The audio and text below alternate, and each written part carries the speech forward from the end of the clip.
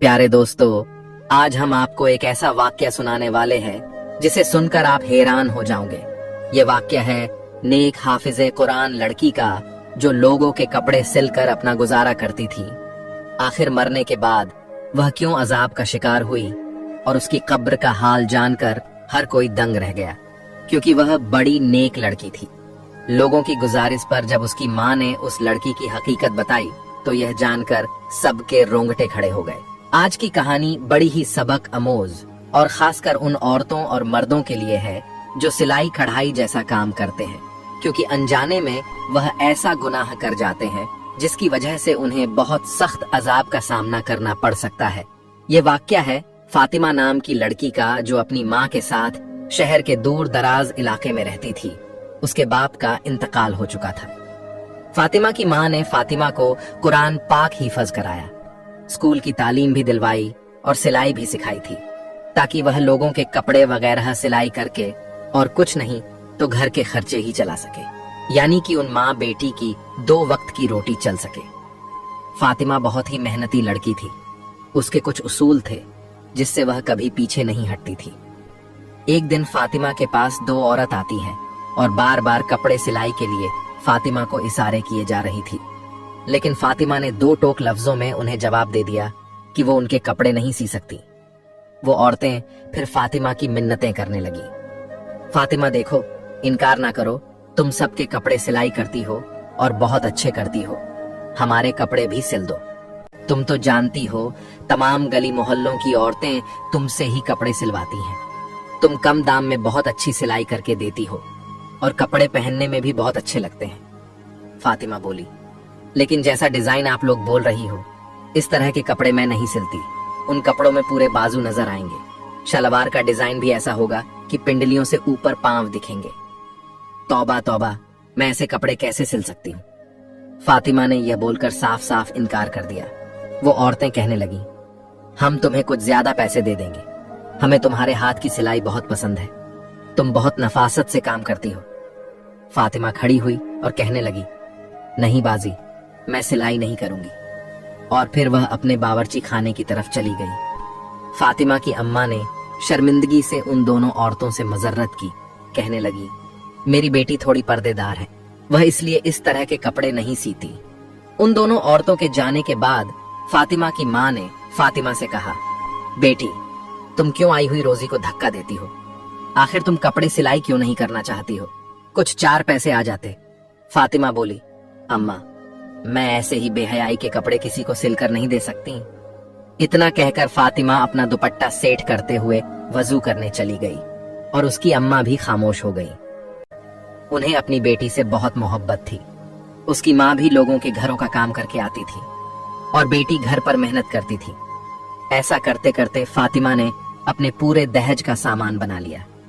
फिर फातिमा की माँ ने अच्छा लड़का देखकर फातिमा की शादी कर दी।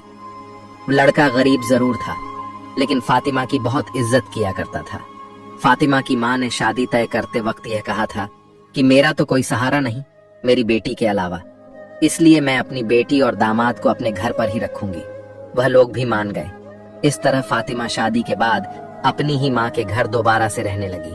उसका शौहर जितने भी पैसे कमाता, लेकिन घर का गुजारा फिर भी मुश्किल था। फातिमा को कपड़े सिलाई करने ही पड़ते थे। वक्त ऐसे ही गुजरता गया। फातिमा प्रेग्नेंट हो गई। अब फातिमा से कपड़े सिलाई करना मुश्किल हो रहे थे। इधर फातिमा को यह खुशखबरी मिली और उधर से शौहर ने घर आकर बताया उसे नौकरी से निकाल दिया गया है।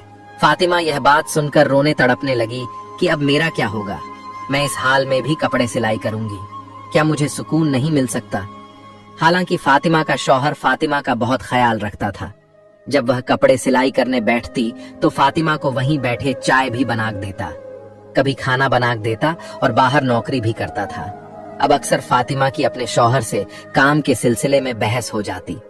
शौहर से वह बदतमीजी करने लगती, बदजुबानी करने लगती। जब शौहर खाना खाने बैठता तो आगे से यह कह देती, काम के न काज के दुश्मन, अनाज के वह बेचारा 2 निवाले खाता, और उठकर बाहर चला जाता। हालांकि वह भी रोज काम ढूंढने जाता था और यह तो अल्लाह की मर्जी थी कि उसको काम मिल ही नहीं रहा था। ऐसा करते करते आखिर वो दिन आ गया कि फातिमा के घर बेटी पैदा हुई। फातिमा का शौहर और फातिमा की माँ बच्ची को देखकर बहुत खुश हुए। फातिमा का शौहर तो बच्ची की खुशी में घर घर में मिठाइयां बांट रहा था। इधर फातिमा के शौहर को बच्ची की खुशखबरी मिली और उधर फातिमा के शौहर का काम भी लग गया। जहां फातिमा के शौहर को काम मिला, वह ठेकेदार बड़ा ही सख्त मिजाज था। मजदूरों के साथ बदतमीजी से पेश आता। लोग बस मजबूरी के तहत उसके पास काम करते थे और अक्सर वो मजदूरों को गंदी गालियां भी दे दिया करता था। इधर फातिमा के घर का गुजारा मुश्किल से हो रहा था। जब बेटी थोड़ी सी बड़ी हुई तो फातिमा ने फिर से अपनी सिलाई स्टार्ट कर दी ताकि उसकी बेटी का खर्च भी पूरा हो सके। जो भी औरतें कपड़े सिलवा कर ले जाती, उनके कपड़ों में से जो कपड़ा बच जाता वो औरतें उसी को दे देती। उसी कपड़े से वो अपनी बेटी के छोटे छोटे फ्रॉक्स सिल देती और उसको पहना देती। इसी तरह वह गुजर बसर कर लेती, क्योंकि फातिमा के शौहर की इतनी कमाई तो है नहीं थी कि जिससे वह ज्यादा खर्च कर सके। बिजली के बिल और घर का सौदा सलफ ही शौहर पूरा कर सकता था। फिर एक दिन खुदा की करनी ऐसी हुई कि उन लोगों के घर में जलजला सा आ गया। हुआ कुछ यूं, फातिमा का पांव अचानक सीढ़ियों से फिसला और पहली सीढ़ी से गिरती हुई आखिरी सीढ़ी तक आ गई। उसके सर से खून बह रहा था। फातिमा की माँ रोने चिल्लाने लगी। पूरा मोहल्ला उनके घर में इकट्ठा हो गया। जल्दी से फातिमा के शौहर को खबर कर दी गई। जुमे का दिन था और फातिमा का शौहर इसलिए आज काम पर था कि एक्स्ट्रा जो पैसे मिलेंगे मैं अपनी बच्ची के लिए खिलौने खरीदूंगा। उस दिन और कोई मजदूर वहां काम नहीं कर रहा था। जब फातिमा के शौहर को बीवी की ऐसी खबर मिली तो जल्दी से उसने ताले लगाए और भागकर घर वापस आ गया। चाबी उसने अपनी जेब में रख ली और जल्दी से घर आ गया। डॉक्टर के पास ले जाते फातिमा रास्ते में ही दम तोड़ गई। फातिमा के शौहर को फातिमा की कई बातें बहुत याद आ रही थी। वह तड़प तड़प कर रो रहा था और फातिमा की माँ भी बिलक बिलक कर रो रही थी। फातिमा का शौहर इसलिए भी ज्यादा रो रहा था कि उसकी मासूम सी बच्ची है। अभी तो वह इतनी छोटी थी कि माँ का दूध पीती थी। ये सब सोचकर वो और भी ऊंची आवाज में रोने लग जाता। फातिमा की अचानक मौत पर हर कोई अफसोस करने लगा। कौन जानता था एक जवान लड़की भरी जवानी में यूं खामोशी से चली जाएगी। हर कोई फातिमा की नेकी के गुण गाया करता था। सभी जानते थे वो कितनी नेक थी, परहेजगार थी, हर किसी का ख्याल रखने वाली थी। हर कोई उसकी तारीफ में लगा हुआ था। फातिमा की माँ और शौहर का रो रो कर बुरा हाल हो गया। वो दोनों गम से निढाल थे। फिर तदफीन का वक्त करीब आया और फातिमा का जनाजा उठ गया। फातिमा को कब्रिस्तान ले जाकर दफना दिया गया। उसे दफनाते वक्त उसका शौहर कब्र के अंदर उतरा था और उसी दौरान उसके जेब में से वह चाबियां निकलकर कब्र के अंदर गिर गई, जहां काम से वह ताले लगाकर आया था। उसके शौहर को इस बात का पता ही न चला। वो घर लौट आया। शाम होते ही सब लोग अपने अपने घरों को चले गए। सबके जाने के बाद घर बिल्कुल वैरान सा हो गया। फातिमा की सिलाई मशीन सामने ही रखी हुई थी, जिसे देखकर उसकी माँ बार बार रोने लग जाती, क्योंकि उसको पहले बेवा होने का दुख था और अब बेटी के चले जाने और छोटी नवासी का तन्हा रह जाने का दुख बार बार सता रहा था। फातिमा के शौहर ने फातिमा की माँ को संभाला और गोद में अपनी बच्ची को भी बिठाए हुए था। लेकिन एक माँ को कहाँ करार आना था। जिस बेटी ने माँ की बाजू बनकर दिखाया था, वो इतनी जल्दी अचानक चली गई। फातिमा की माँ को तो यकीन ही नहीं आ रहा था। बस फातिमा की माँ यही बोले जा रही थी, अभी अभी तो मेरी बेटी कपड़े सिलाई कर रही थी, यह सब क्या हो गया। उसकी माँ को किसी भी तरह से यकीन ही नहीं आ रहा था कि उसकी बेटी अब इस दुनिया से जा चुकी है। फातिमा की नन्ही बेटी भी रो रही थी और फातिमा का शौहर नहीं चाहता था कि वह अगले 3 दिन काम पर जाए। वो अपनी बेटी का खूब ख्याल रखना चाहता था और बीवी के गम में बहुत डाल था। इसलिए वह मालिक को बताना चाहता था कि मैं अगले 3 दिन काम पर नहीं आऊंगा। जैसे ही फातिमा के शौहर ने जेब को हाथ लगाया तो उसकी जेब में चाबियां नहीं थी। वो सोच में पड़ गया कि आखिर चाबियां कहाँ चली गई। बहुत सोचने के बाद उसके दिमाग में आया कि चाबियां तो उसने जेब में ही रखी थी। फातिमा की माँ भी अपने दामाद का परेशानी वाला चेहरा देख रही थी। कहने लगी, फुरकान बेटा क्या बात है। तब फुरकान ने अपनी सास को बताया, माँ जी मेरी जेब में चाबियां थी, वह पता नहीं कहाँ गिर गई, पता नहीं मस्जिद में गिर गई या कब्रिस्तान में गिर गई। उसी वक्त फुरकान के जहन में यह बात आई कि जब वह कब्र के अंदर उतरा था उस वक्त कहीं चाबियां कब्र में तो नहीं गिर गई। उसी सोच के आते ही वो बहुत ज्यादा परेशान हो गया क्योंकि वह ठेकेदार बहुत ही जरीला आदमी था। उसने तो फुरकान को छोड़ना नहीं था। जरा सी चाबी के गुम होते ही उसने तो उसकी जान ले लेनी थी, क्योंकि उसको इंसान से ज्यादा उसके काम की फिक्र रहती थी। अभी फुरकान यही सोच रहा था कि ठेकेदार का फोन आ गया और उसने कहा, सुबह बंदे काम पर लगाने हैं, तो मुझे अभी इसी वक्त रातों रात चाबियां देकर जाओ, ताकि मैं बाकी के काम पर सुबह सवेरे मजदूरों को लगा सकूं। इतनी बात सुनकर फुरकान का हल्क खुश्क हो गया। वह यह भी ना कह सका कि चाबियां कहीं घूम गई हैं। उसने बस इतना ही कहा कि मैं आपको चाबियां सवेरे पहुंचा दूंगा। अब उसे रातों रात में ही चाबियां तलाश करनी थी। बहुत सोच विचार करने के बाद उसने कब्रिस्तान का रुख किया। रात के 12 बज रहे थे और फातिमा की बेटी अभी नानी के पास सो रही थी। फातिमा का शौहर रात के 12 बजे ही कब्रिस्तान की तरफ कदम बढ़ाने लगा। उसका दिल घबराहट का शिकार था। वह बहुत ज्यादा परेशान होने के साथ साथ खौफ भी था। इससे पहले वो कभी इतनी रात को कब्रिस्तान नहीं आया था। यह कब्रिस्तान गांव से कुछ दूर था। उसे बिल्कुल भी समझ में नहीं आ रहा था कि वो क्या करे, लेकिन यह भी मजबूरी थी। वो कीमती चाबियां थीं। उसने अपनी लापरवाही से गुम कर दी थी और इन चाबियां को तलाश करते करते वो रात के 12 बजे कब्रिस्तान में पहुंच गया था। शाम को ही उसने अपनी बीवी को जिस कब्र में दफन किया था वह उसके करीब पहुंच गया। फिर उसने पैरों की तरफ से खुदाई शुरू कर दी। उसका मकसद अपनी चाबियां हासिल करना। अभी उसने थोड़ा हिस्सा ही खोदा तो गोरख वहां पहुंच गया और गुस्से से कहने लगा, ये तुम क्या कर रहे हो? क्या तुम कोई कफन चोर हो? फातिमा के शौहर ने घबराकर टॉर्च अपने चेहरे की तरफ किया तो गोरख कहने लगा, तुम तो वही हो ना जिसकी बीवी का शाम में इंतकाल हुआ था। फातिमा का शौहर घबराकर कहने लगा, हाँ, मैं शाम को अपनी बीवी को यहाँ दफनाने आया था, लेकिन बीवी को दफनाते हुए कीमती चाबियां मेरी जेब से कब्र में गिर गई हैं और वह चाबियां मेरे लिए बहुत जरूरी हैं। आपकी बड़ी मेहरबानी होगी अगर आप मेरी मदद कर दे तो। ये सुनते कि वह आदमी जो गोरख था फातिमा के शौहर की मदद करने लगा। दोनों ने मिलकर बहुत जल्दी अच्छी खासी कब्र खोद ली। गोरख के साथ मिलने से फातिमा के शौहर का डर भी खत्म हो चुका था और चाबी मिलने की उम्मीद भी जाग उठी थी। कुछ ही देर बाद कब्र पूरी तरह खुल चुकी थी। जब फातिमा के शौहर ने कब्र के अंदर का मंजर देखा तो फातिमा के शौहर के होश उड़ गए। गोरख ने दोबारा से जल्दी जल्दी कब्र में मट्टी डालना शुरू कर दी। उसके पसीने छूट रहे थे। वो कहने लगा, तुम्हारी बीवी कैसी औरत थी जो इसकी कब्र में ऐसा अजाब हो रहा है। फातिमा के शौहर को तो खुद भी यकीन नहीं आ रहा था। जो कुछ उसने देखा है वह सच में क्या उसकी बीवी के साथ ही हो रहा था। फातिमा तो बहुत अच्छी और नेक थी। उसकी नेकी का तो हर कोई तारीफ करता था।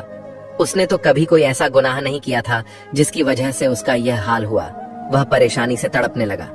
मेरी बीवी ने ऐसे कौन से गुनाह किया जो उसे इतनी बड़ी सजा मिल रही है? गोरख ने कहा, तुम चाबियां का कोई और इंतजाम कर लो। कब्र में चाबियां ढूंढना बहुत मुश्किल है और तुमने खुद ही देखा ना कि इसका यह अजाब खत्म नहीं हो रहा और वह किस हाल में है। इसकी तरफ से तौबा इस्तगफार करो और अगर कोई गुनाह ऐसा है जो इसने अपनी जिंदगी में किया है तो इसके बारे में पता लगाओ ताकि उसकी मगफिरत हो सके। फुरकान रोते रोते अपने घर वापस पहुंचा। फातिमा की माँ ने उसे देखा तो कहने लगी, तुम इतनी रात तक कहाँ थे? मैं कब से तुम्हारे लिए परेशान हो रही थी। फुरकान फातिमा की माँ के कदमों में बैठ गया। कहने लगा, अम्मा, मेरा चैन सुकून सब लुट गया और अभी भी बुरी तरह वह कांप रहा था। फातिमा की माँ घबरा गई। पूछने लगी, बेटा बताओ तो सही, क्या माजरा है? तुम इतनी रात तक कहाँ थे? फुरकान ने बताया, वह चाबियां की तलाश में कब्रिस्तान गया था, लेकिन वहां जाकर तो जो मंजर मैंने देखा उसके बाद शायद मैं सारी जिंदगी सुकून की सांस ना ले सकूं। फातिमा की माँ भी डर गई और कहने लगी, पहेलियां ना बुझाओ, फुरकान बताओ तो सही क्या हुआ।